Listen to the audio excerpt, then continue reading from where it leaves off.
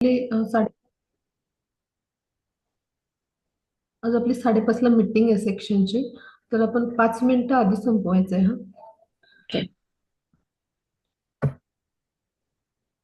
हरे कृष्ण सर्वांना. सर्वांचं हा चैतन्य चरितामृताचा जो अभ्यास आहे, अभ्यास वर्ग आहे, तर त्यामध्ये मी इस्कॉन बेंगलोरच्या वतीने सर्वांचं हार्दिक हार्दिक स्वागत करते. आता आपण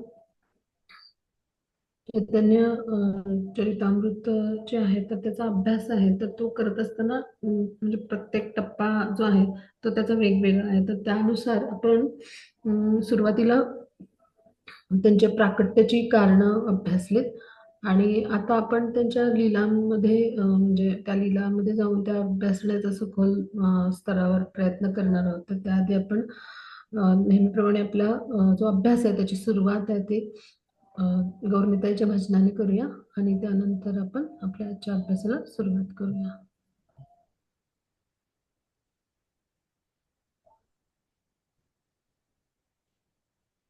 जय जय श्री चैतन्य जय नित्यानंद, जय जय श्री चैतन्य जय नित्यानंद, जय अद्वैत चंद्र जय गौर भक्त वृंद, जय जय श्री चैतन्य जय नित्यानंद, जय अद्वैत चंद्र जय गौर भक्त वृंद, जय जय श्री चैतन्य जय नित्यानंद, जय अद्वैत चंद्र जय गौर भक्त वृंद, जय जय श्री चैतन्य जय नित्यानंद, जय अद्वैत चंद्र जय गौर भक्त वृंद, जय जय श्री चैतन्य जय नित्यानंद, जय अद्वैत चंद्र जय गौर भक्त वृंद. हरे कृष्ण. आपण आता चैतन्य महाप्रभूंच्या चरणी प्रणाम सादर करूया सर्वांनी.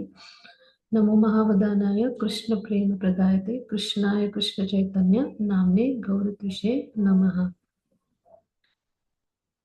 आपले इस्कॉनचे प्रमुख प्रमुख संस्थापक आचार्य श्रील प्रभुपाद आणि आपले आदरणीय गुरु महाराज जे आहेत तर त्यांच्या चरणी वंदन करून आपण उपस्थित सर्व वैष्णव आहेत त्यांच्या चरणी आपण प्रणाम सादर करूया आणि अखिल वैष्णव जे वृंद आहेत तर त्यांच्या चरणी पण आपण सादर प्रणाम करूया. वांछा कल्पतरुभ्यश्च कृपा सिंधुभ्य एव च पतितानां पावनेभ्यो वैष्णवेभ्यो नमो नमः. अनंत कोटि वैष्णव वृंद की जय. ग्रंथराज चैतन्य चरितामृत की जय. चैतन्य महाप्रभु की जय. श्री श्री राधा गोविंद की जय. श्रील प्रभुपाद की जय. गुरु महाराज की जय. हरे कृष्ण सर्वांना. आता आपण आज जो अभ्यास करणार आहोत तर थोडस आपण मागची पार्श्वभूमी अभ्यासूया. अंतरंग कारण, बाह्य स्वरूपातली जी कारणं होती ती आपण अभ्यासली आणि कशा पद्धतीने चैतन्य महाप्रभूंचं जे आहे तर ते प्राकट्य झालं तर हे पण आपण अभ्यासलंय. तर आता थोडीशी पार्श्वभूमी आपण समजून घेणार आहोत की कशा पद्धतीने चैतन्य महाप्रभू जे आहेत तर त्यांचा संपूर्ण जे जीवनक्रम आहे तर त्यामध्ये त्यांचं अवतरण जे आहे ते कसं झालं. तर यासाठी थोडंसं आपण ना सुरुवातीचा सत्ययुगापासूनचा काळ समजून घेऊया. तर सत्ययुग जेव्हा होतं ना तेव्हा जेव्हा भगवान अवतरित झाले नरसिंह भगवानांच्या रूपामध्ये तर तेव्हा काय झालं की नरसिंह भगवान जे आहेत ना तर ते म्हणजे वात्सल्य भावामध्ये म्हणजे जसं प्रल्हाद महाराज असते त्यांना आपल्या पिता समान मानत होते.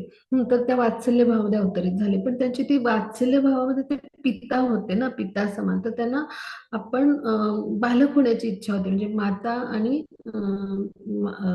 जे बालक आहे किंवा माता पिता आणि बालक यांच्यामधलं जे वात्सल्य प्रेम असतं ते अनुभवायचं त्यांचं राहिलं होतं. त्यांना ती एक इच्छा होती त्यांची आणि म्हणून त्यांनी काय केलं मग ते त्रेतायुगामध्ये आले आणि मग तिथे भगवान श्री रामचंद्रांचा त्यांनी अवतार घेतला आणि मग त्यांनी तो जो आहे माता पिता आणि बालक यांच्यातला वात्सल्य अनुभवला. मग परत काय झालं त्रेतायुगामध्ये हा वात्सल्य भाव त्यांनी अनुभवला पण त्यांना परत अजून इच्छा झाल्या दोन तर की जे माधुर्य प्रेम आहे तर ते परकीय रसामध्ये त्यांना अनुभवायचं होतं आणि त्याचबरोबर कसं होतं की त्यांना त्या माधुर्य प्रेमाचं आस्वादन करायचं होतं. म्हणजे माधुर्य प्रेमाचं आस्वादन आणि ते पुन्हा परकीय रसामध्ये. आणि मग ते करत असताना त्यांना अनेक भक्तांसोबत त्याचं आस्वादन वेगवेगळ्या रसामध्ये पण करायचं होतं. मग आता ह्या सगळ्या इच्छा होत्या. मग काय झालं, तर द्वापाराच्या अंती मग ते भगवान श्रीकृष्ण म्हणजे साक्षात ब्रजेंद्र नंदन म्हणून ते जे आहेत ते अवतरित झाले. आणि मग त्यांनी काय केलं, तर व्रज हा जो भाग आहे ना, गोलोक वृंदावनचा, हा म्हणजे अत्यंत महत्वाचा भाग आहे. म्हणजे गोलोक वृंदावन जे आहे तर त्यातला जो व्रज भूमी हा भाग आहे ना, तर तिथेच ह्या माधुर्य लीला होत असतात. आणि तिथे प्रामुख्याने जो आहे तो साख्य विप्रलंब आणि जो माधुर्य मधला विप्रलंब भाव, तर ह्याचं प्राकट्य असतं. मग त्या तिथे ते वेगवेगळ्या रसामध्ये सगळ्या तिथल्या त्यांच्या, ते सगळे भक्तजन आहेत त्यांच्याशी जोडले गेले. ते आता त्रेतायुगामधली त्यांची जी इच्छा होती ना, तर ती का तशी होती, तर त्यावेळेला आपण पाहतो की ते तेव्हा म्हणजे अरण्यातून म्हणजे म्हणजे अरण्यातून प्रवास करत होते आणि वनवासात होते. जेव्हा भगवान श्रीरामचंद्रांच्या भूमिकेत होते तेव्हा त्यांच्यामुळे जे ऋषीमुनी आहेत तिथले, तर ते आसक्त झाले. त्यांना अशी इच्छा झाली की आपण जर ह्यांचे म्हणजे आपल्याला जर यांची प्रेयसी व्हायला मिळालं तर. आणि मग त्यांच्या मनातली ती इच्छा त्यांनी ओळखली होती. त्यांनी सांगितलं ह्या जन्मात नाही, ते म्हणजे ह्या अवतारात नाही, पुढच्या अवतारामध्ये. आणि ती इच्छा पूर्ण करण्यासाठी मग त्यांचं कसं अवतरण झालं, तर त्यांना 16,108 राण्या किंवा ह्या जे गोपीजन आहेत, तर हे सगळे जे आहेत ते त्यांचे भक्त आहेत. आणि त्यांच्याशी ते माधुर्य रसामध्ये बांधले गेलेले आहेत. आणि तो माधुर्य रसाची दिव्यता आहे. आणि तो सर्वोत्कृष्ट माधुर्य रस ते राधाराणींच्या सोबत त्याचं आस्वादन करतात, एक युगुल म्हणून. आणि मग आता हे सगळं तर आहे, पण व्रजभूमी कशी आहे, की त्या व्रजभूमीचा जो मुख्य रस आहे ना, हा मधुर रसच आहे किंवा उज्ज्वल रसच आहे बरं का, दुसरा कुठला रस नाही. आता याला उदाहरण घेऊया. एखादं नाटक बसवलं समजा आपण, आपण वेगवेगळ्या फेस्टिवल्सना म्हणजे किंवा उत्सव असतात आपले, तेव्हा आपण नाटक करत असतो भगवान यांच्या लीलांचं. मग असं जेव्हा भगवान लीला करायला येतात तेव्हा कसं असतं ते, की कोणी भगवानांचे भक्त असतात ना, ते त्यांच्या मातापित्यांची भूमिका पार पडतात. मग तो झाला वात्सल्य रस. मग कोणी मित्राची भूमिका, म्हणजे गोप आहेत सगळे वेगवेगळे, तर ते मित्राची भूमिका, मग तो झाला सख्य रस. म्हणजे अशा पद्धतीने मग गोपीजन आहेत ते माधुर्य रसामध्ये बांधले गेलेत. मग त्याच्यातली सर्वोत्कृष्ट गोपी आहे ती राधाराणी. मग ती ती महाभाव म्हणजे सर्वोत्कृष्ट भाव आहे तो, म्हणजे माधुर्य रसामधला, तर त्या भावामध्ये ती भगवान यांच्याशी जोडली गेली. मग अशा पद्धतीनं मग कोणी बंधू बनले, म्हणजे बलरामजी स्वतःच जे आहेत तर ते म्हणजे जे आहेत तर ते मूळ संकीर्षण किंवा अनंतशेष किंवा बलरामजी म्हणजे ते पहिला विस्तार आहे श्रीकृष्ण, तर ते मोठे बंधू बनले. म्हणजे अशा पद्धतीनं वेगवेगळ्या भावामध्ये जे आहेत, एखाद्या नाटकातले जे पात्र असतात वेगवेगळी, ती भूमिका निभावतात ना, ती हे सगळेजण भक्त निभावत असतात. पण त्यांचा मूळ भाव काय आहे, कृष्ण प्रेम म्हणजे माधुर्य भाव हाच मुख्य आहे. पण वेगवेगळ्या भूमिका ते निभावत असतात आणि त्या रसाचं भगवानांना जे आहे ते आस्वादन करत असतात त्या त्या भूमिकेतून. आणि ही त्यांची भक्तिमय प्रेममय सेवा असते, की भगवानांना कसं संतुष्ट करता येईल ते सगळं येणं केनं प्रकारे करायचं आणि भगवानांना संतुष्ट करायचं. मग अशा पद्धतीने भगवान यांच्या ज्या इच्छा होत्या त्या प्रकट झाल्या. मग त्यानंतर आता द्वापारामध्ये जेव्हा भगवान यांनी ह्या सगळ्या रसांचं आस्वादन केलं, पण त्यांना असं वाटलं की मला अजून काही समाधान झालेलं नाहीये. जे राधा राणींनी जे सुख आणि जे आस्वादन केलंय, म्हणजे माझ्याविषयीचं जे भाव आणि प्रेम तिचं जे उत्कट आहे, ते काही मला अनुभवता आलेलं नाहीये. आणि ह्यासाठी त्यांनी काय केलं, राधा राणींचा भाव घेतला. आणि त्याचबरोबर ते जे सुख आहे ते राधा राणीने आमच्या म्हणजे युगुलामध्ये सर्वोत्कृष्ट पद्धतीने अनुभवले. मग त्यासाठी त्यांनी राधा राणींचा भाव घेतला आणि ती तिच्यासारखी कांती घेतली. कालच आपण अभ्यासलं की पिली पोकर लीला अभ्यासली, मग तशी ती कांती आहे त्यांची.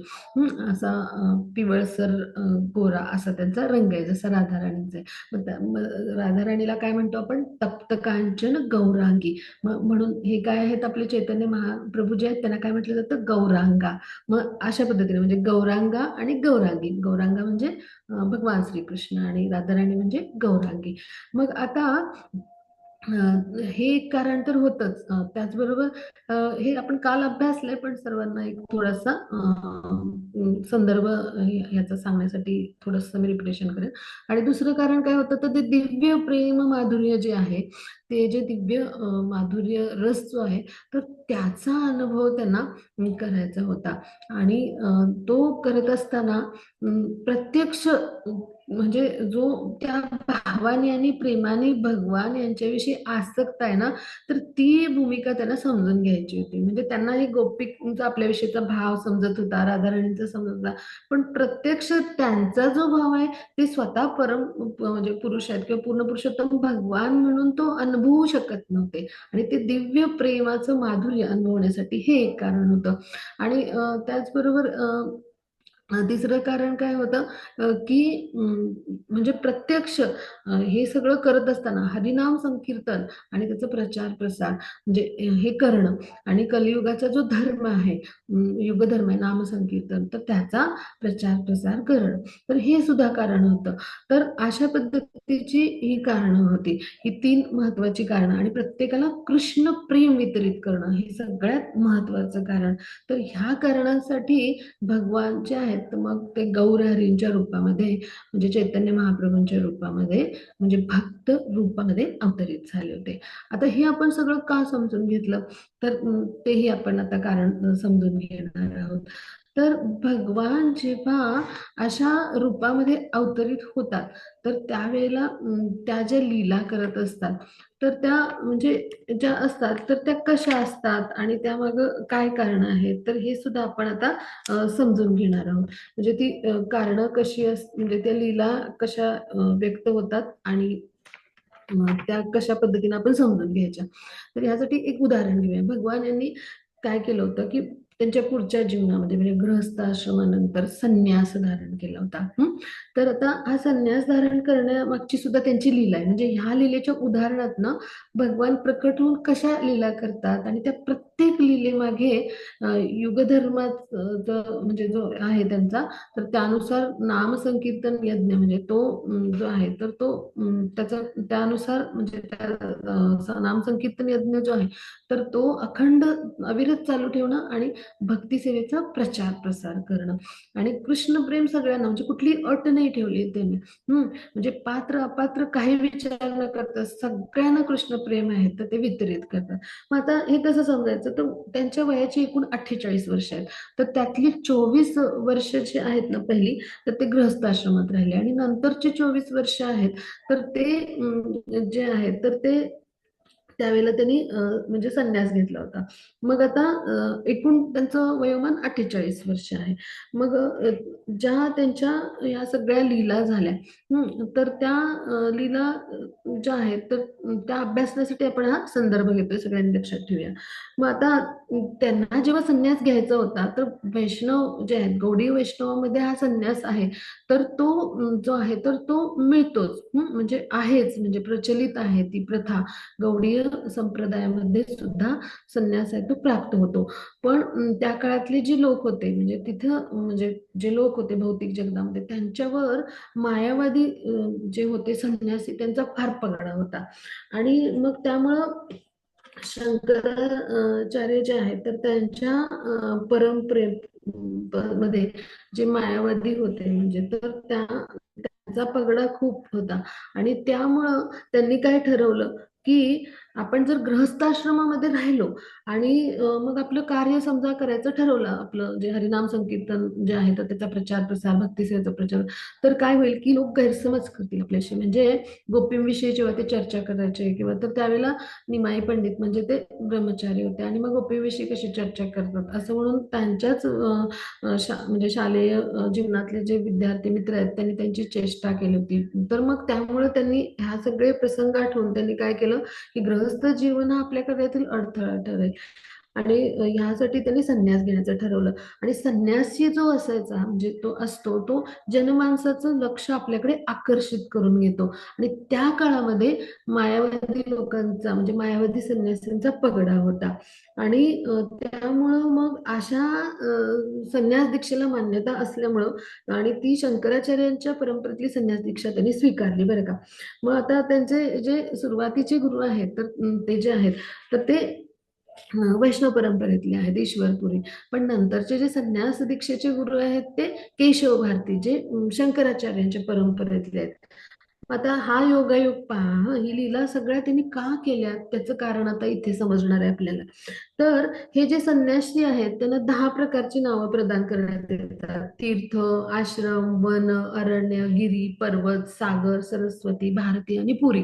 आता पहा मग आता जे असे संन्यासी असतात ना तर ती दीक्षा मिळण्याआधी त्यांना आपल्या गुरूंकडे जावं लागतं. आणि त्यांच्याकडून म्हणजे गुरु जे आहेत तर त्यांच्याकडून स्वीकृती मिळवावी लागते. मग गुरु पहिल्यांदा त्यांना ब्रह्मचारी म्हणून स्वीकारतात, मग त्यांना ट्रेनिंग देतात संन्यास्त जीवनाचं. आणि मग त्यांना नाव देतात काहीतरी. मग आता ब्रह्मचार्यांना जे नाव देतात ते वेगळं असतं आणि संन्यस्त जीवनात गेल्यानंतर जे नाव देतात ते वेगळं असतं. मग आता वेगवेगळे जे संन्यासी आहेत तर त्यांना वेगवेगळी नावं असतात. मग आता तीर्थ आणि आश्रम ही जी उपाधी मिळालेले संन्यासी जे आहेत ना तर ते द्वारकेत राहतात. आणि मग आता संन्यास होण्याआधी जेव्हा ब्रह्मचारी स्तरावर असतो ना एखादा भक्त तर तेव्हा तो संन्याशांना सहाय्य करत असतो. मग आता ते ब्रह्मचारी जेव्हा असतात तेव्हा त्याला स्वरूप असं नाव दिलेलं असतं. म्हणजे नित्यानंद जेव्हा ब्रह्मचारी होते त्यांचं नाव काय होतं त्यांच्या गुरूंनी ठेवलेलं नित्यानंद स्वरूप असं. मग याच्यावर आपण समजून घेऊ. मग वन आणि अरण्य या म्हणजे हे जे नामकरण असलेले असतात ते जगन्नाथपुरीत राहतात. आणि मग जे ब्रह्मचार्यांना प्रकाश असं नाव दिलं जातं ते गिरी, पर्वत, सागर म्हणजे असं जे आहे तर ती उपाधी असते म्हणजे म्हणजे ज्या ब्रह्मचार्यांचं नाव प्रकाश असतं. आणि मग ते बद्रिकाश्रमामध्ये राहतात. आणि असे जे असतात त्यांचं नाव जे असतं ते आनंद असतं.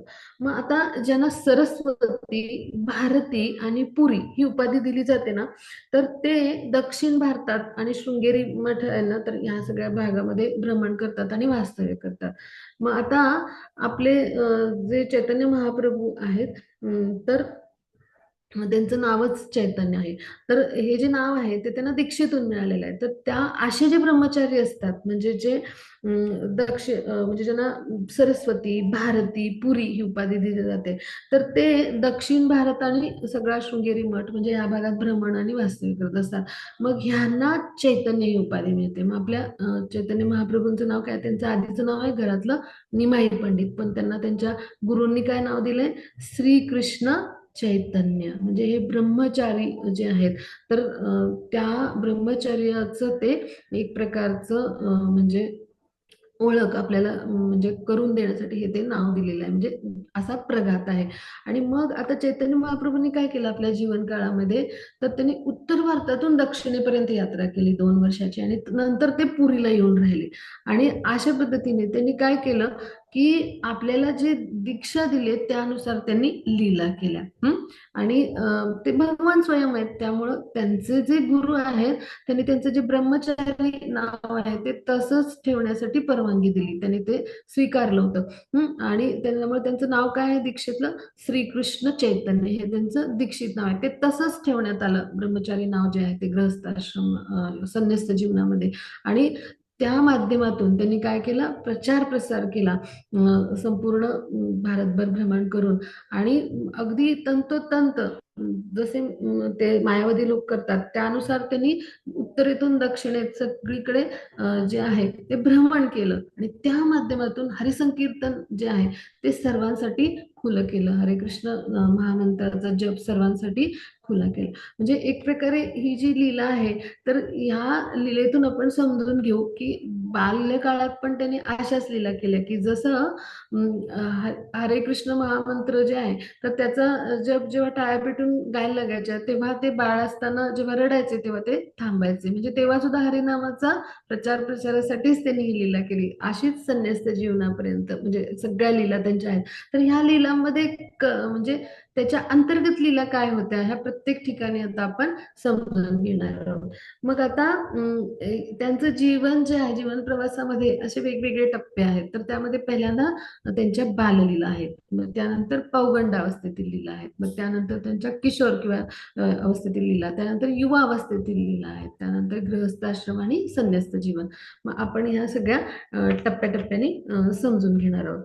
मग आता त्यांनी हे प्रचार प्रसार करत असताना हे सगळं संन्यस्त जीवन वगैरे स्वीकारलं, पण त्या माध्यमातून त्यांनी हे सगळं जे आहे प्रचार प्रसाराचं जे म्हणजे धोरण आहे ते कसं आखलं होतं, तर ह्याच्याविषयी स्पष्टीकरण भक्ती सिद्धांत सरस्वती देतात आपल्याला.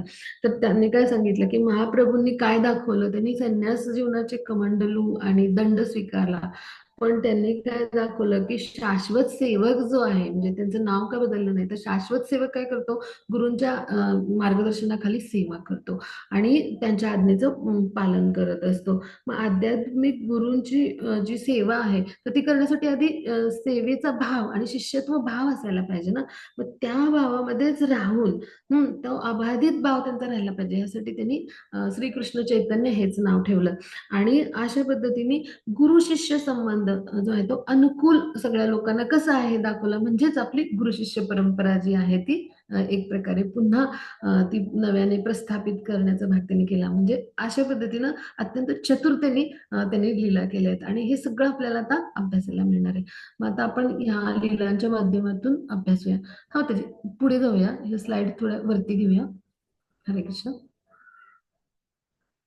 थोडे वरती घेऊया स्लाइड, इथे चित्र दिसतील, म्हणजे थोडस वरती जाऊया. हा, अजून वरती, अजून वरती, अजून वरती, अजून थोडस वरती घ्या. ह्याच्या पुढे थोडं. हा, अजून थोडस पुढे. हा, बस इथे. हा, इथे. मग हा, इथे इथे वरच हे चित्र आहे ना. हा, हे इथे. हा, आता पहा, जेव्हा ते बाल्यावस्थेत होते ना, तर तेव्हाच्या खूप सुंदर सुंदर लीला आहेत. तर सर्वात पहिली लीला काय आहे, की जेव्हा एकदा थोड्या काळासाठी जे आहेत, तर त्या शचीमाता आणि त्यांचे जे पिता आहेत, जगन्नाथ मिश्रा, हे बाहेर गेले होते. तेव्हा हे बाळ होते बरं का, पाळण्यात झोपलेले. आणि ह्यांनी काय केलं, भगवान आहेत ते स्वयं, तर त्यांनी काय केलं, त्यांनी उठून सगळ्या घरातल्या वस्तू आहेत त्या म्हणजे अस्ताव्यस्त करून टाकल्या बरं का. आणि मग ते जेव्हा आल्याचं त्यांना चाहूल लागली, तेव्हा ते पुन्हा आपल्या जागेवर जाऊन झोपले. आणखी मग सगळ्या म्हणजे हे सगळं एवढं मोठं, म्हणजे एवढ्या सगळ्या वस्तू कशा काय इतका छोटासा मुलगा हलवेल. आणि मग त्यांचे जे माता पिता आहेत त्यांना भीतीच वाटली, कुणीतरी आसुरच आला असेल आणि त्यांनी अशा पद्धतीचा सगळा खटाटोप केला की सगळ्या वस्तू इतस्ततः क्रोधाने अशा म्हणजे त्या आसुरी कृत्याने सगळ्या दूर दूर भिरकावल्या. आणि आपण रोज मंत्र म्हणत असतो आपल्या बाळासाठी, रोज म्हणजे जे आपण वेगवेगळे सुरक्षा मंत्र असं म्हणत असतो, स्तोत्र म्हणत असतो, त्यामुळे ह्याला संरक्षण मिळालंय, अशा पद्धतीने त्यांनी विचार केला. म्हणजे ही एक सुंदर लीला आहे. त्याचबरोबर आता अजून खूप छान छान लीला आहेत की ज्या चैतन्य भागवतामध्ये विस्तृतपणे वर्णन केल्या गेल्या आहेत. आणि थोड्याशा चैतन्य चरितामृत कसं आहे, कृष्णराज कविराजांनी लिहिलंय. आणि ते त्याला कोणाचा संदर्भ आहे, तर स्वरूप दामोदर जे आहेत, तर ते जे आहे ते अनेक निजी भक्तांपैकी एक आहेत चैतन्य महाप्रभूंच्या. तर त्यांच्या कडच्या होते, म्हणजे कडच्या म्हणजे काय, त्यांची वैयक्तिक आपण म्हणून लेखन वही, त्याला कडच्या म्हणतात बंगाली भाषेत. तर त्यातून हे संदर्भ घेतलेत आणि कृष्णराज कविराज यांचे अनुभव. तर यातून जे आहेत ते कृष्णराज कविराज जे आहेत आणि रघुनाथ दास जे आहेत तर त्यांचे अनुभव, असं एकत्रीकरण म्हणजे जे आहे ते चैतन्य चरितामृत. त्यामुळे या लीला अशा विखुरलेल्या स्वरूपात पाहायला मिळतात. मग आता आपण म्हणजे त्यांची ही पहिली लीला अभ्यासली. मग त्यानंतर आता दुसरी लीला कोणती, तर तेव्हा एकदा चैतन्य महाप्रभू होते, ते छोटेसे बाळ होते. हं? आणि ते जेव्हा रांगत होते, तर त्यावेळेला ते रांगत रांगत ना अंगणामध्ये गेले. आणि त्या अंगणामध्ये ना त्यांनी पाहिलं की असा एक विशाल सर्प त्यांच्या समोर प्रकट झाला. ते अनंतशेष भगवान होते. तर ते त्यांचं दर्शन घ्यायला प्रकट झाले होते. आणि मग ते भगवानच आहेत स्वयं. मग जसे शेष म्हणजे शय्येवर जे आहेत ते भगवान कसे जे आहेत तर ते पौडलेले असतात. तर तसं जे आहेत तर चैतन्य महाप्रभू यांनी बाल्यावस्थेत काय केलं, ते त्याच्याशी खेळू लागले त्या सर्पाशी. आणि त्याच्या म्हणजे जे असं महाकाय शरीर होतं, म्हणजे विशाल सर्प होता, तो त्याच्यावर असे पहुडले जाऊन जसं ते शेषशय्येवर पहुडतात. आणि मग नंतर त्यांनी त्याच्या डोक्यावर जरा चढून थोडंसं त्याच्याशी खेळायला सुरुवात केली, नाचायला सुरुवात केली. म्हणजे अशा छान त्यांच्या हालचाली सुरू होत्या. आणि हे सगळं घरातील सदस्य पाहत होते समोरून आणि सगळे भयभीत झाले. आणि मग थोड्या वेळाने काय झालं, म्हणजे ते हे सगळं लक्षात आलं अनंतशेष भगवान जे आहेत तर त्यांना. आणि त्यामुळे त्यांनी काय केलं की जसं गरुड आहेत ते सर्पांचा निपात करतात. मग गरुड आलेला अशी म्हणजे लीला केली भगवान यांनी. आणि त्यावेळेला ते मग त्या भयाने निघून गेले. अशा पद्धतीने ही लीला घडली. मग आता मातेनं काय केलं, त्या बालकाला उचलून घेतलं पटकन. घाबरून आई काय करते, असं काही भयानक प्रसंग असेल तर बालकाला उचलून घेते आणि आपल्या जवळ घेते, अगदी छातीशी जाते. मग त्यांच्या जी माता आहे तर त्यांनी काय केलं, त्यांना असं उचलून घेतलं आणि कवटाळून धरलं. मग तोपर्यंत इतरच्या शेजारी स्त्रिया पण जमा झाल्या होत्या. मग त्यांनी काय केलं, मग ते चित्र थोडस वरती करा म्हणजे दिसेल सगळ्यांना. हरे कृष्ण. चित्र थोडस वरती घेतलं ना तर ती लीला, हा इथे अजून वरती. हा, हा, इथे आहे पहा. हा ही, हा हा, इथे बस, हा बस मग. तर इथे आहे पहा हे चित्र. तर मग इतर ज्या स्त्रिया होत्या तर त्यापैकी कुणी काय केलं, जे आहेत ते म्हणजे जे चरण तीर्थ आहे, भगवान जे शालिग्राम भगवान त्यांच्या घरी होते तर त्यांचं जे चरण तीर्थ होतं तर ते आणून शिंपडलं. मग कुणी जे आहेत तर ते स्तोत्र श्लोक म्हणजे ज्याला स्वस्ती आदी आपण म्हणतो, स्तवन जे असतं तर ते म्हणायला सुरुवात केली. हा, मग कुणी जो आहे तो सुरक्षा धागा त्यांना बांधला. अशा पद्धतीने सगळ्यांनी त्यांची काळजी घ्यायला सुरुवात केली. मग अशी सुंदर लीला जी आहे तर ती घडली. मग आता ह्यामागची कारणं काय आहेत, म्हणजे अंतरंग कारण आपण जशी अभ्यासली तसं ह्यामागे कारण काय आहे. तर हा जो भुजंग रूपी किंवा शेष रूपी जो सर्प किंवा नाग होता तर ती म्हणजे माया आहे. आणि त्यांनी आपण जे आहे ते बाधित आहोत. आणि मग आपण इतके बाधित आहोत की आपण चैतन्य महाप्रभू म्हणजे भगवान स्वयं कृष्ण आहे तर त्यांच्याशी असलेलं आपलं नातं विसरून गेलेलो आहोत. आणि मग भगवान जे आहेत ते नात्याचं आपल्याला स्मरण करायला, आणि ते कसं, तर सोप्या पद्धतीनं हरिनाम संकीर्तनाच्या माध्यमातून आलेले आहेत. मग जो कोणी भगवान जे आहेत ते षडेश्वराने युक्त असलेले जे आहेत, पूर्ण पुरुषोत्तम भगवान म्हणजे चैतन्य महाप्रभू आहेत हे समजून घेतो, आणि त्यांना शरण जाऊन त्यांच्या सेवक या भावाने सेवा करतो, त्यांच्या भक्तिमय प्रेममय सेवेमध्ये प्रविष्ट होतो. मग निश्चितच म्हणजे तो सर्व प्रकारच्या बंधनातून मुक्त होतो. म्हणजे मायेचा पाश म्हणजे काय आहे, सर्परूपी किंवा हा भुजंग रूपी हे बंधन आहे. ह्या सगळ्या पाशातून, म्हणजे भुजंग कसा वेटोळे घालतो तसं मायेचा पाश आहे, ह्याच्यातून सगळे जे आहेत असे जे त्यांना सेवक म्हणून शरण जातात आणि त्यांची सेवा करतात तर ते सगळे मुक्त होतात. मग आता हे आपण ह्या लीलेतून शिकलो. आता आपण पुढची लीला अभ्यासूया. मग तरी थोडस वरती घ्या. हरे कृष्ण. थोडस वरती घ्या, स्लाइड मधलं चित्र आपण दाखवूया. तर असे छोटे होते जेव्हा बाल्यावस्थेमध्ये म्हणजे ते चैतन्य महाप्रभू तर थोडेसे चालायला लागले होते. ते म्हणजे थोडेस पावलं टाकून चालायची अशी त्यांची अवस्था आपण ती समजून घेऊ. तर त्यावेळेला ना काय झालं, आपण लहान मुलांना काहीतरी काम सांगतो पहा की त्यांना खूप सगळं येतंय, हा असं आई बाबा त्यांच्या समोर आपलं ममत्व प्रकट करत असतात आणि त्यांनी काहीतरी हा छान छान काम केलं असं शाबासकी देतात. तर तसं एकदा काय झालं की जे त्यांचे वडील होते जगदानंद मिश्र, तर त्यांनी काय, जगन्नाथ मिश्र, त्यांनी काय केलं, त्यांना सांगितलं की आतून म्हणजे आतून जाऊन एक पुस्तक घेऊन ये म्हणून घरातून. आणि ते बाहेर होते, घराच्या बाहेरच्या भागात, म्हणजे अंगणाचा जो पुढचा भाग असतो तिथे शची माता आणि ते. मग ते हळूहळू आपल्या दुडू पावलांनी चालत गेले आणि जे पुस्तक त्यांना माहिती होतं ते आपल्या छोट्याशा हाताने, इंग्लिशच्या हाताने घेऊन येत होते. मग ते जेव्हा जात होते तेव्हा खूप छान नुपुरांचा आवाज येत होता. नुपूर जे आहेत ते वाजल्याचा आवाज येत होता. तो इतका सुंदर होता होता तो, की म्हणजे खूप कर्णमधुर असा होता तो आणि सुखावणारा होता. आणि ते आत जाऊन घेऊन यायला खूप वेळ लागला. मग ती येईपर्यंत तो तसाच सुंदर आवाज येत होता. मग हा जो ध्वनी येतो ऐकून जे आहेत तर जगन्नाथ मिश्र आहेत आयुष्याची माता, त्यांना असं वाटलं शालिग्राम भगवान जे आहेत ना, ते आपल्या घरात त्यांचं वास्तव्य आहे. कारण ते शालिग्राम भगवान यांची पूजा करायचे, त्यांना रोज अभिषेक करायचे, त्यांची सेवा करायचे. मग त्यांना असं वाटलं हे शालिग्राम भगवानच आपल्या घरामध्ये अवतरित म्हणजे होत असतात आणि त्यांचं अस्तित्व असतं आणि म्हणून आपल्याला हा नुपुरांचा आवाज येतो. पण खरं तर हा नुपुरांचा आवाज कोणाचा होता? भगवान यांच्या म्हणजे भगवान यांच्या पायात जी नुपुर आहेत तर त्याचा तो सुंदर आवाज होता. आणि त्यांच्या पायावरचे चिन्ह आहेत, शंख, कमळ, ध्वज, त्यानंतर दंड, आकाश, अशी वेगवेगळी सुंदर सुंदर चिन्ह आहेत म्हणजे भगवानांच्या पायावरचे असतात ते. म्हणजे चिन्हांकित आहेत, ते छाप उठले होते. पण त्यांनी त्याला असं घेतलं की शालिग्राम भगवान जे आहेत तर म्हणजे ह्यांचं हे म्हणजे ह्यांच्या प्राकट्याचं किंवा ह्यांचं आपले अस्तित्व घरात आहे त्याचं लक्षण आहे.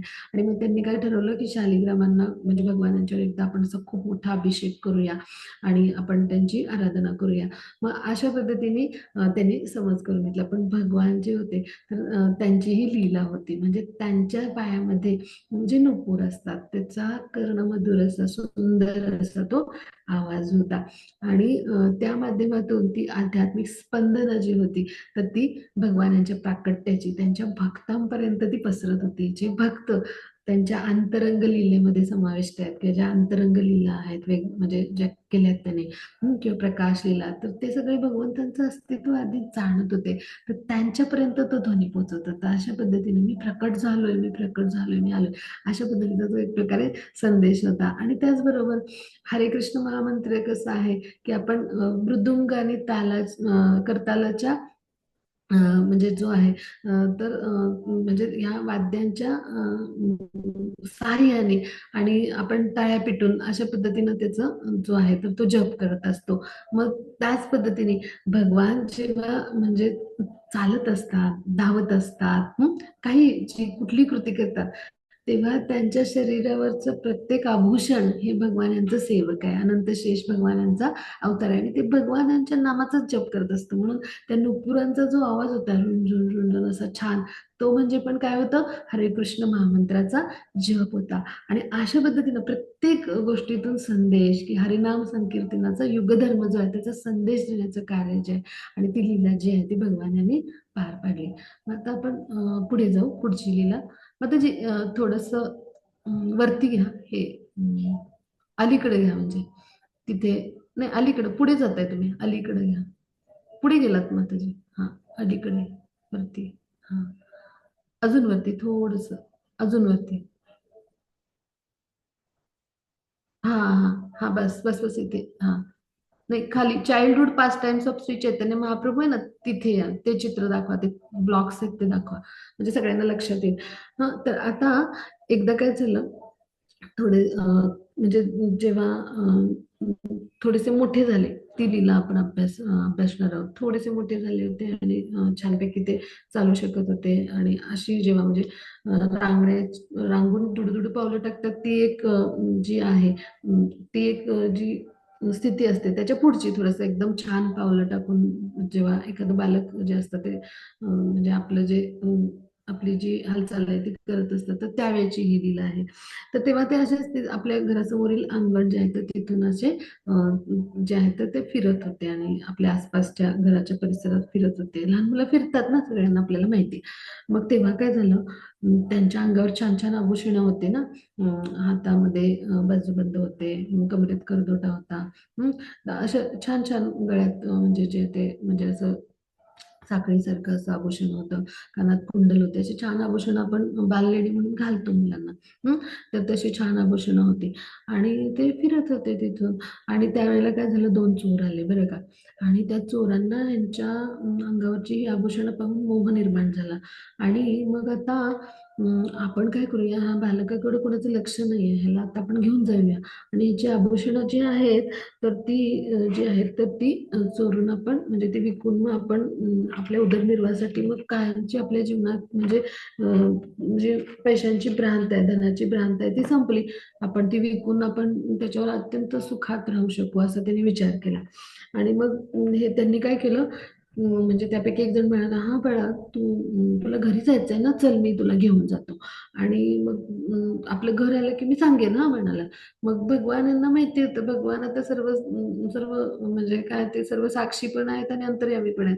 त्यांनी हसून म्हणाला, हा हा, मला म्हणजे ते बोलू शकत होते ना, थोडस मोठं बाळ झाले होते, ते बोलता येत होतं म्हणजे बालक स्वरूपात. तर मग त्यांनी सांगितलं हा असं, हो हो म्हणत ते हसले बरं का.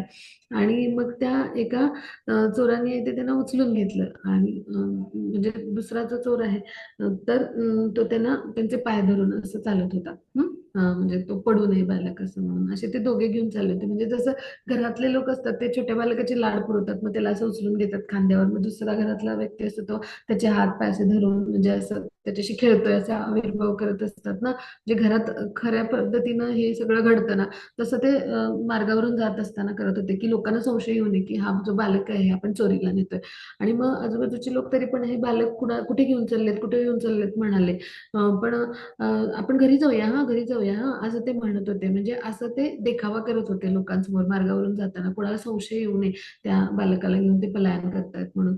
आणि हे सगळं हसून भगवान पाहत होते बरं का. आणि मग म्हणजे ते चोर जे आहेत ते त्यांना त्यांच्या डोक्यात हेच विचार होते की ह्यांचं हातातलं आभूषण कोण घेणार आणि त्यांच्या गळ्यातलं आभूषण कोण घेणार, अशा पद्धतीनं त्यांचं म्हणजे ती विचार प्रक्रिया चालू होती. आणि मग इकडे तर सगळेजण बालक कुठे गेला म्हणून आई वडील म्हणजे जे आहेत ते चिंताक्रांत झाले. आणि सगळेजण आजूबाजूचे शेजारी पण त्यांच्या घरी जमले की कुठे आजूबाजूला आहे का, सगळेजण म्हणजे शोधाशोध करायला लागले. मग आता काय झालं की हे जे चोर होते ना, तर यांच्या बाबतीत भगवान यांनी खूप सुंदर लीला केली. काय केली, तर त्यांनी आपल्या म्हणजे माया जी आहे ती मायाशक्ती ती भगवान यांची जी आहे तर ती दासी म्हणून कार्य करते, भगवान तिचे स्वामी आहेत. तर त्यांनी काय केलं, त्यांची बुद्धी आहे ती भ्रमित करून टाकली आणि ते गोंधळून गेले. त्यांना आपल्या घराचा मार्गच मिळेना. आणि ते फिरून फिरून फिरून फिरून सगळ्या चौकातून गोंधळून गेले. आणि ते फिरून शेवटी अशी लीला केली की ते फिरून शेवटी जे आहेत ते चैतन्य महाप्रभूंचे जे माता पितांचं घर आहे तिथेच येऊन पोहोचले. हं? आणि मग चैतन्य महाप्रभू जे आहेत बालक स्वरूपात त्यांनी विचारलं, आलं का घर, हो हो आलं घर, असं सांगितलं त्यांनी, कारण ते भ्रमित झालेले होते, गोंधळलेले होते. आणि मग आलं घर म्हटल्यावर मग ते उतरले पटकन त्यांच्या खांद्यावरून. आणि त्यांचे माता पिता समोर होते, मग त्यांनी हाक मारली मातेला आणि ते धावत जाऊन मातेजवळ उभे राहिले. मग अशा पद्धतीची ही लीला घडली. तर सगळ्यांना खूप आनंद झाला की आपल्याला हे हरवलेलं बालक मिळालं म्हणून. आणि पहा हं, त्या चोरांचं कसं भाग्य, म्हणजे त्यांचं पूर्वजन्मीचं किती संचित असावं, म्हणजे वैष्णव सेवा त्यांच्याकडून घडली असावी. चैतन्य भागवतामध्ये वृंदावनदास ठाकूर असं वर्णन करतात की ते जे चोर आहेत तर त्यांना म्हणजे जे ब्रह्माजी किंवा इतर देवता जे आहेत तर त्यांना सुद्धा भल्या भल्यानं सुद्धा भगवानांचं दर्शन दुर्मिळ असतं, त्यांचा संग सहवास तर फार लांबची गोष्ट. हम्म. आणि इथे तर हे चोर आहेत त्यांनी आपल्या त्यांना खांद्यावर घेऊन वाहिलं. म्हणजे असे जे चोर आहेत इतके पापी होते ते, म्हणजे त्या जीवनातलं वर्तमान जीवनातलं त्यांचं म्हणजे कर्म कसं होतं, पापकर्म होतं. पण जेव्हा भगवान जे आहेत ते परमपवित्र आहेत, त्यांचा स्पर्श झाल्यामुळे काय झालं, ते पण शुद्ध झाले. म्हणजे कुठलीही अट नाही पाहिली, अट नाही ठेवली चैतन्य महाप्रभूंनी. हा, पात्र अपात्र काही नाही, सगळ्यांना कृष्ण प्रेम. जेव्हा कृष्ण जे आहेत तर त्यांना स्पर्श होतो तेव्हा किती पण पतित जीव असो आणि किती पण पापी जीव असो, तो जीवात्मा जर असेल तर तो जो आहे तर तो शुद्ध बनतो पहा. तर अशा पद्धतीने त्यांची शुद्धी झाली आणि त्याचबरोबर त्यांना कृष्ण प्रेमाची प्राप्ती झाली. म्हणजे केवढं मोठं भाग्य आहे ना त्यांचं, की जे ब्रह्मा आणि इतर देवतांना सुद्धा शक्य नाही. अशा पद्धतीनं सगळ्या जीवात्मांचा उद्धार करण्यासाठी आणि कृष्ण प्रेम जे आहे तर त्याचं मुक्त असताना वितरण करण्यासाठी जे आहेत तर ते चैतन्य महाप्रभू जे आहेत ते अवतरित झाले होते. मग आता हे चोर जे आहेत ते म्हणजे काय आहेत, तर हे चोर म्हणजे आपल्या हृदयात जे वेगवेगळे अनर्थ म्हणजे आहेत आणि त्यामुळे ते भौतिक विकारांच्या स्वरूपात षड्विकारांच्या स्वरूपात हे चोरच आहेत सगळे. हा, चोर म्हणजे चोरी करण्याची वृत्ती कधी येते, तमोगुणाचं हे प्राकट्य असतं, म्हणजे आसुरी गुण आहेत सगळे. म्हणजे हे सगळे आसुर जे आहेत आपल्या हृदयातले अनर्थरूपी, आणि हे चोर रूपी विकार आहेत जे सगळे, तर हे जे आहेत, तर ह्यांच्या खांद्यावर जेव्हा भगवान बसतात ना, तेव्हा ते सगळे म्हणजे ते जे आहे ते सगळं परम पवित्र होऊन जातं. म्हणजेच काय, की जेव्हा हरिनाम संकीर्तन जे आहे ते आपण म्हणजे आपल्या मुखाने म्हणजे म्हणतो, म्हणजे आपल्या जिभेवर येतं आणि ते म्हणतो कसं आपण, तर ते आपल्याला ऐकू येईल अशा आवाजात. म्हणजे कीर्तन जे आहे तर करतो, म्हणजे सगळ्यांसोबत करतो ते कीर्तन. संकीर्तन म्हणजे सगळ्यांसोबत, सगळ्या भक्तांसोबत मोठ्याने नाचून गाऊन म्हणजे वाद्य आहेत, म्हणजे जे मृदुंग करताल यांच्या सहाय्याने करतो ते संकीर्तन, आणि स्वतः पुटपुटून करतो ते नामजप. मग आपल्या जे आहेत, तर जिभेवरती म्हणजे जेव्हा हरिनाम येतं, त्यावेळेला ते म्हणजे कानांपासून आपल्या हृदयापर्यंत पोहोचतं. तर त्यावेळेला काय होतं, आपली शुद्धी होते. म्हणजेच काय, की आत्मारूपी जे आपण आत्मारूपी म्हणजे जो जीव आहे, तर त्यांनी हे शरीर धारण केले, आणि ह्या म्हणजे शरीररूपी जो जीवात्मा आहे, तर त्याच्या कानातून हृदयापर्यंत जेव्हा ते पोहोचतंय, म्हणजे काय, की आपण सुद्धा कसे आहोत, की भौतिक विकारांनी ग्रस्त असे म्हणजे जे पतित जीव आहोत, तर ते आपले विकार आपल्याला काय बनवतात, त्या चोरांसारखंच बनवतात आपलं अस्तित्व. त्यामुळं आणि मग आपण जर खांद्यावर हरिनाम संकीर्तनाची धुरा वाहिली, म्हणजे संकल्प केला, दृढ संकल्प केला, की मी हरिनाम रोज घेईन, न चुकता 16 माळा घेईन, तर निश्चितच काय होतं, जसं ते चोर आहेत ते जे परमपवित्र बनले, त्याचप्रमाणे आपल्यासारखे पतित जीवात्मे सुद्धा काय होतात, शुद्ध होऊन जातात, आणि आपल्याला कृष्ण प्रेमाची प्राप्ती होते. मग आता ह्याच्या पुढची लीला जी आहे, तर ती खूप सुंदर लीला आहे. ती अभ्यासण्यापूर्वी एक खूप छान प्रसंग, अगदी बाळ असतानाचा पण एक आपण चैतन्य भागवतामध्ये त्याचं वर्णन आहे, की 6 महिन्याचे जेव्हा झाले होते ना निमाई पंडित, तर त्यावेळेला त्यांचा अन्नप्राशन संस्कार केला होता बरं का. आणि पहा, म्हणजे बाळाचे पाय पाळण्यात दिसतात ही जशी म्हण आहे, तर आता ते भगवानच आहेत, म्हणजे त्यांच्या लीला प्रकट, तर तिथं सुद्धा कसं भगवानांनी आपली लीला प्रकट केली होती पहा. तर त्या काळात प्रथा होती, की भगवान जे आहेत ना, तर ते बाळ असताना म्हणजे त्या प्रथेनुसार त्यांनी काय केलं, सोनं, चांदी, धन आणि पुस्तक असं ठेवलं, म्हणजे त्यांच्या समोर, म्हणजे नाण्याच्या स्वरूपात धन, मग धान्याच्या स्वरूपात वस्तू ठेवली, आणि सोनं चांद्याचे दागिने असे ठेवले, आणि पुस्तक म्हणजे भागवत ग्रंथ ठेवला, आणि मग त्यांना त्यापैकी एक वस्तू निवडायला सांगितली.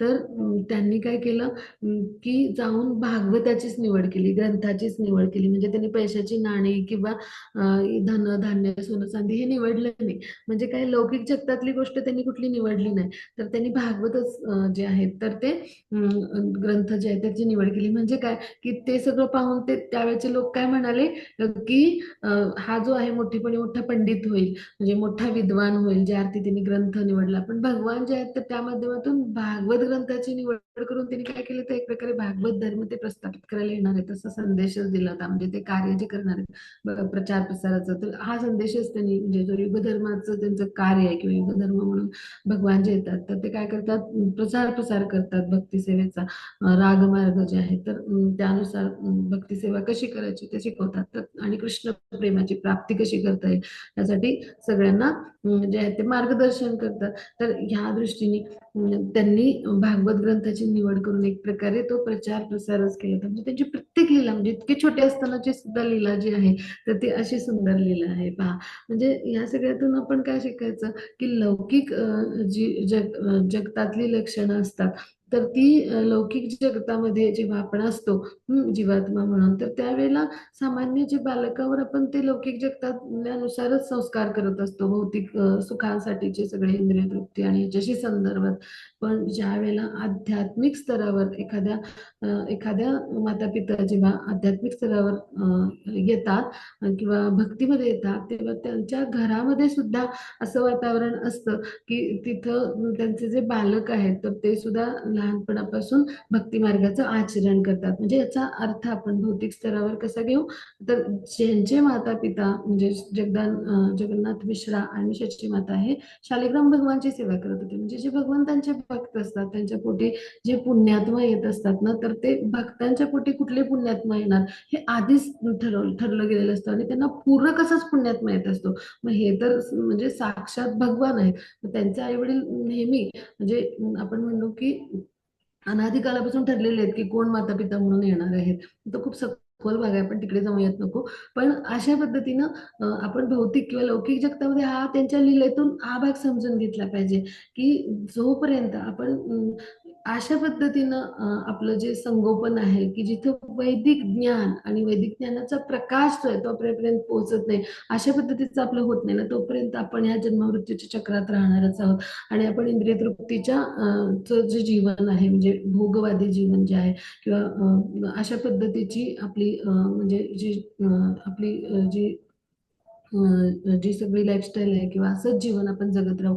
आणि ह्यासाठी आवश्यकता आहे म्हणजे आताच्या कलियुगामध्ये जे पथभ्रष्ट लोक आहेत किंवा जे असे लोक आहेत की जे अल्पमती आहेत आणि जे अत्यंत आळशी आहेत, असे जे कलियुगाचं वर्णन केलं गेलं भागवतामध्ये, असे जे आहेत अल्पायू आहेत, पथभ्रष्ट आहेत, अल्पमती आहेत, असे जे लोक आहेत भागवताच्या पहिल्या स्कंदामध्ये हे वर्णन येतं. तर अशा लोक, असे जे लोक आहेत, मग ते जेव्हा भक्ती मार्ग स्वीकारतील किंवा हे जे आहे हरे कृष्ण हा महामंत्र आहे, तर हे जे त्याचं संकीर्तन आंदोलन आहे, तर ह्या आंदोलनामध्ये सहभागी होतील आणि भगवत चरणी स्वतःला सेवक म्हणून प्रस्तुत करतील. त्यावेळेला काय होईल की ही जी अनेक युगापासून म्हणजे 24 योनीतून आपण प्रवास 84 योनीतून आपण प्रवास करतो, त्यावेळेला अनेक शरीर बदलतो. तर ही जी आपली भौतिक प्रकारची जीवनशैली आहे ना, तर ती खंडित तेव्हाच होईल की जेव्हा आपण वैदिक पद्धतीचं आचरण करू आणि त्याद्वारे आपण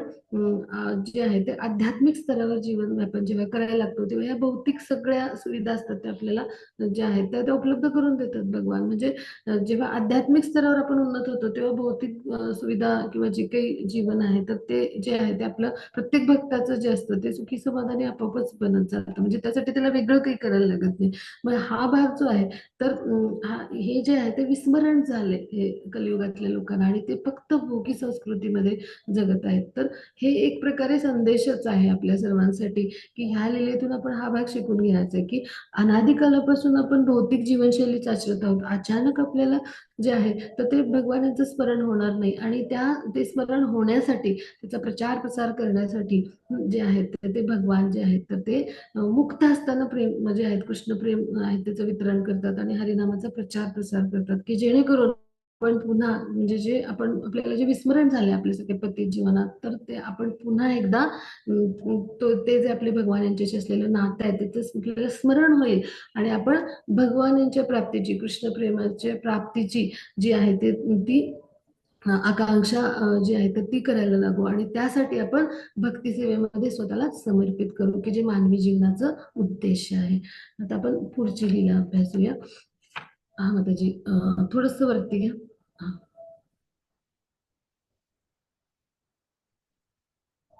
हा इथे हा. हा हे जे आहे ना, हे लिखाण आहे ना ते घ्या. इथे हा कॉजलेस मर्सी, हा इथे इथे. तर आता ही जी लीला आहे ही पण खूप सुंदर लीला आहे हा. तर एकदा काय झालं, एक तीर्थ यात्रेला गेलेला जो ब्राह्मण होता तीर्थाटनासाठी, तर ते असं पूर्वीच्या काळी की असे हॉटेल वगैरे नव्हते बरं का. नंतर त्यावेळेला काय करत ते म्हणजे असे जे ब्राह्मण तीर्थाटन करायचे किंवा संन्यासी हे ब्राह्मण जे म्हणजे असतात तर त्यांच्या घरी म्हणजे जे ब्राह्मण वर्णानी आहेत थोडक्यात, की जे अशा पद्धतीचं आचरण करत असतात, त्यांच्यामध्ये जे गुण असतात तर ते ब्राह्मण वर्णाचे असणं आवश्यक आहे. तर अशा घरामध्ये ते काय करत असतात, तर आसरा घ्यायला म्हणजे जात असतात. अशा पद्धतीने त्यांचा प्रवास चालू असतो. मग तीर्थाटन करून आलेला जो ब्राह्मण होता तो अतिथी म्हणून त्यांच्या द्वारामध्ये आला आणि मग जगन्नाथ मिश्र जे आहेत तर त्यांनी त्यांचं आदरातिथ्य केलं आणि अतिथी देवो भव म्हणतात, म्हणजे भगवानांचंच रूप असतं ते अतिथी म्हणजे. आणि म्हणून आपण त्यांचं जे आहे ते आगत स्वागत खूप उत्तम पद्धतीने करावं, जितकं आपल्याला शक्य आहे तितक्या. त्यानुसार त्यांनी केलं आणि मग त्यांनी इच्छा केली की आता त्यांनी आपली सगळे स्नान नित्यकर्म आटोपली आणि मग भगवानांना नैवेद्य करायचं त्यांनी ठरवलं. मग आता नैवेद्य त्यांनी बनवल्यावर काय झालं की चैतन्य महाप्रभू हे म्हणजे बालक स्वरूपात येतात, तर त्यांनी येऊन तो नैवेद्य ग्रहण केला बरं का. मग म्हणजे ते म्हणाले, "हे बाळांनी हा उष्टावला, आता काही भगवानांना हा नैवेद्य मला म्हणजे म्हणजे लड्डू गोपाल आहेत त्यांना काही नैवेद्य समर्पित करता येणार नाही."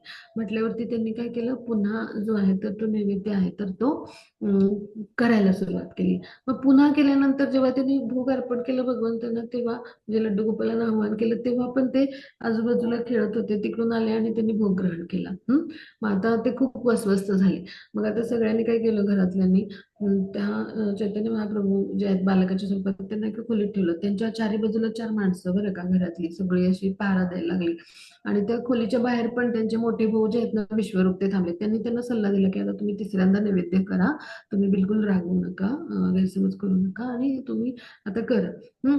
मग तिसऱ्यांदा त्यांनी नैवेद्य केला बरं का. मग भगवान यांनी काय लीला केली, त्यांनी योग म्हणजे काय केलं, योगमाया शक्तीने सगळ्यांना म्हणजे निद्रा येईल असं, म्हणजे धुंदीत राहतील सगळे, अशा पद्धतीने लीला केली. आणि त्यांनी जाऊन पुन्हा तो नैवेद्य ग्रहण केलं. हं. मग आता हे बघून तो फार म्हणजे दुःख झालं त्याला, तो संतापला पण. आणि ते आता काय करायचं, अस्वस्थ झाला, आता मी आज उपवासच करतो असं म्हणून तो, त्याला रडू यायला लागलं त्या ब्राह्मणाला. मग आता म्हणजे तोपर्यंत रात्र अशी उलटून गेलेली होती. आणि मग सगळे म्हणजे निद्राधीन झालेले असं बघून त्यांनी उशिरा नैवेद्य केला होता, तरी पण असं झालं. मग या सगळ्यामुळे आता काय करायचं असं अस्वस्थ झाला होता तो ब्राह्मण. मग त्यावेळेला भगवान जे आहेत चैतन्य महाप्रभू, त्यांनी काय केलं, त्याला आपल्या चतुर्भुज नारायण रूपामध्ये दर्शन दिलं. आणि मग त्याला मार्गदर्शन केलं, उपदेश दिला आणि सांगितलं की ही घटना तू कुणाला सांगू नकोस म्हणून. ही म्हणजे आपली जी गुप्त चर्चा आहे ती कुणालाही सांगू नको असं म्हणून तो छोटासा निमाई पुन्हा आपल्या मातेच्या कुशीत जाऊन झोपला. मग अशा पद्धतीने ही लीला घडली. मग आता अजूनही सुंदर सुंदर लीला आहेत, तर त्यापैकी काही लीलामध्ये म्हणजे काय करायचे चैतन्य महाप्रभू, तर त्यांनी म्हणजे ते खूप खट्याळ होते. जसं कृष्ण लीलामध्ये कृष्ण कसे होते, खूप खट्याळ होते तसं.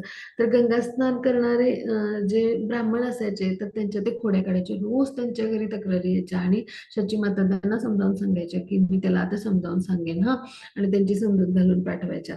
हं.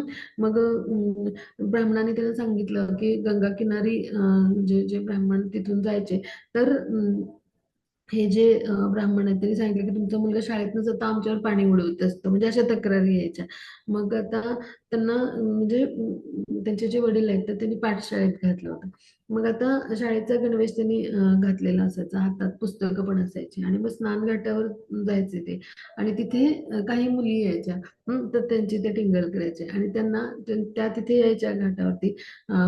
तर त्यावेळेला ते त्यांना म्हणायचे तुम्हाला चांगला पती मिळावा म्हणून तुम्ही शंकराची पूजा, म्हणजे त्या यायच्या काही जण घाटावरून, जे शिवलिंग आहे त्याची पूजा करायच्या असं, म्हणजे ज्या असतात तरुणी करत असतात किंवा युवती करत असतात, तर त्या करायच्या.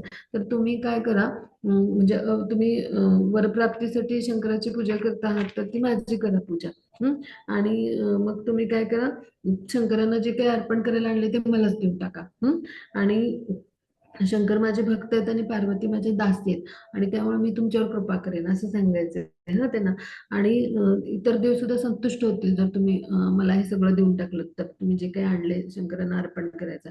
मग ज्या काही युवती आहेत त्या म्हणजे त्यांना सगळं देऊन टाकायच्या, त्यांना ते आशीर्वाद द्यायचे.